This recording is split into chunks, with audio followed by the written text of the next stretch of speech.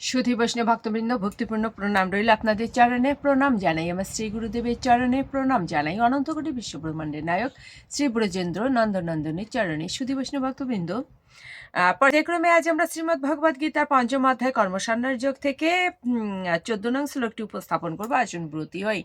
জ্ঞান তিমিরান্ধস্য জ্ঞানঞ্জন শলাকয়া চক্ষুরুন্মীলিতং যেন তস্मै শ্রী গুরুবে নমঃ। নমো বিষ্ণুপাদায় কৃষ্ণপৃষ্ঠায় ভূতলে শ্রীমতে মহানাম স্বামিনীতে নমামিহে। বাঞ্ছাকল্পতরুভ্যশ্চ কৃপা সিন্ধুভ্যেব চ পতিতানাং পাবনেভ্যো বৈষ্ণবেভ্যো নমো নমো। গুরু কৃপা হি কেবলম, গুরু কৃপা হি কেবলম, গুরু কৃপা হি কেবলম। ওম শ্রী পরমাত্মনে নমঃ। ওম শ্রীমদ্ ভগবতে শ্রীগীতায় নমঃ। নারায়ণং নমস্কৃত নরং চৈব নরোত্তমং দেবীং সরস্বতীং ব্যাসং ততো জয় মুদিরয়েৎ মুখং করোতি বাচালং পঙ্গুং লঙ্ঘয়তে গিরিম যৎকৃপাতমহং বন্দে পরমানন্দ মাধবম। ওম নমো ভগবতে বাসুদেবায়, ওম নমো ভগবতে বাসুদেবায়। শ্রীমদ্ ভগবতে শ্রীগীতায় নমঃ, শ্রীগীতায় নমঃ, শ্রীগীতায় নমঃ। শ্রীমদ্ ভগবদ গীতা পঞ্চম অধ্যায় কর্মসান্যার যোগ, শ্লোক সংখ্যা 14। না কর্তৃত্বম না কর্মণি লোকস্য শ্রী জ্যোতি।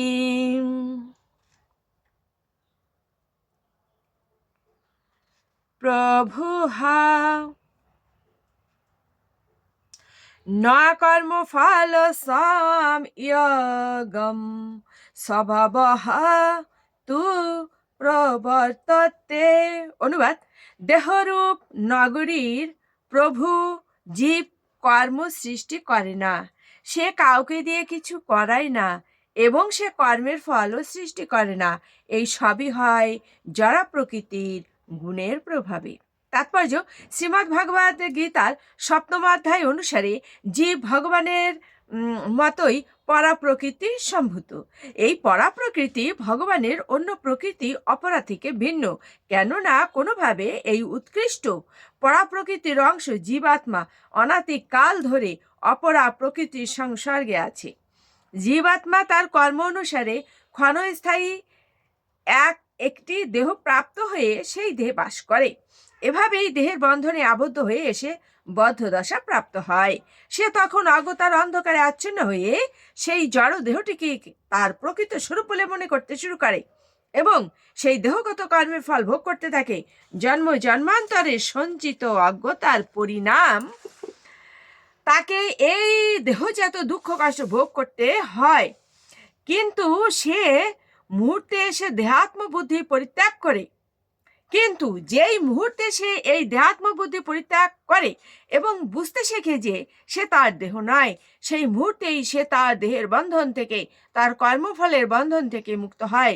ততক্ষণ সেই দেহরূপ নগরীতে সে বাস করে, যতক্ষণ সেই দেহরূপ নগরীতে সে বাস করে ততক্ষণ সে মনে করে যে সেই হচ্ছে তার দেহটির অধীশ্বর, কিন্তু প্রকৃতপক্ষে সে তার দেহের অধীশ্বরও নয় এবং তার কর্মফলের কর্তাও নয়। সে হচ্ছে ভবসমুদ্রে নিমজ্জমান, জীবন সংগ্রাম বিধ্বস্ত অনুসদৃশ জীব। ভবসমুদ্রের উত্তাল তরঙ্গগুলি তাকে ভাসিয়ে নিয়ে চলেছে এবং তাদের নিয়ন্ত্রণ করবার কোনো শক্তি তার নেই।